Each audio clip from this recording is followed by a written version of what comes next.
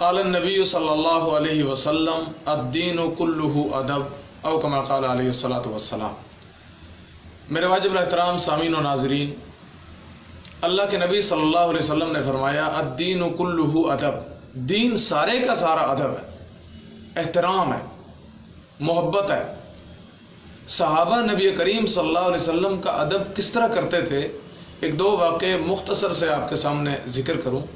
اللہ کے نبی صلی اللہ علیہ وسلم بیان فرما رہے ہیں، اور غالباً حضرت عبداللہ ابن مسعود رضی اللہ تعالیٰ عنہ دروازے سے داخل ہوئے تو اللہ کے نبی صلی اللہ علیہ وسلم نے فرمایا اجلسو، بیٹھ جاؤ، میری بات سنو۔ حضرت عبداللہ ابن مسعود رضی اللہ عنہ دروازے کے اندر داخل ہوئے، ایک پاؤں اندر تھا ایک باہر تھا، چوکھٹ کے اوپر ہی بیٹھ گئے۔ نبی کریم صلی اللہ علیہ وسلم باہر آئے، دروازے پہ دیکھا عبداللہ ابن مسعود رضی اللہ عنہ دروازے سے اٹھ رہے ہیں۔ فرمایا یہاں کیوں بیٹھے؟ میں تو مجلس والوں کو، سامنے والے مخاطبین کو کہہ رہا تھا۔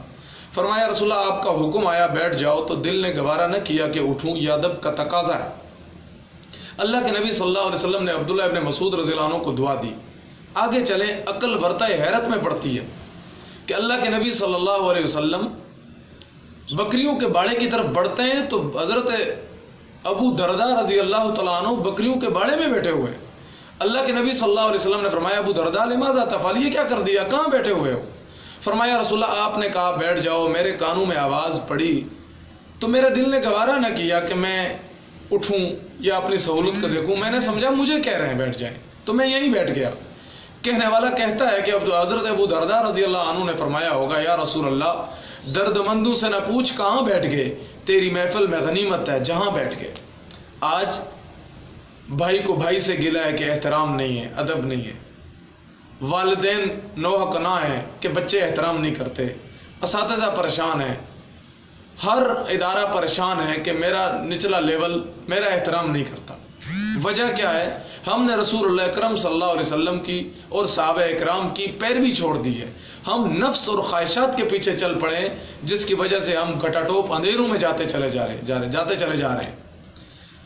صحابہ اکرام اور تابعین کا کیا عالم تھا ادب کا کہ رسول اکرم صلی اللہ علیہ وسلم پہ وحی اترتی ہے کہ انتہبط اعمالکم، تمہاری آواز نبی کریم کی آواز سے اونچی نہیں ہونی چاہیے، تو صحابہ سرگوشی کرنے لگ گئے اس کے بعد کہ کہیں اعمال نہ ضائع ہو جائے۔ ہم اپنے بڑوں کے آگے آواز اونچی کر لیتے ہیں اور پھر اسے فخر بھی سمجھتے ہیں اور اسے دلیل سمجھتے ہیں۔ ہمیں کوئی فکر ہی نہیں ہوتی ہمارا بڑا کیا کہہ رہا ہوتا ہے، ہم نے اپنے بڑے کو کس توجہ کے ساتھ سننا ہے۔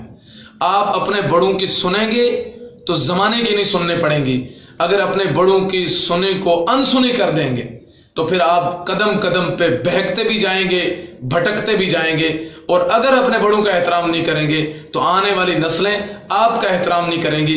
کسی کہنے والے نے کہا ہے کہ تالی دو ہاتھوں سے بجتی ہے، وفا کرو گے وفا کریں گے، جفا کرو گے جفا کریں گے، ہم آدمی ہیں تمہارے جیسے، جو تم کرو گے وہ ہم کریں گے۔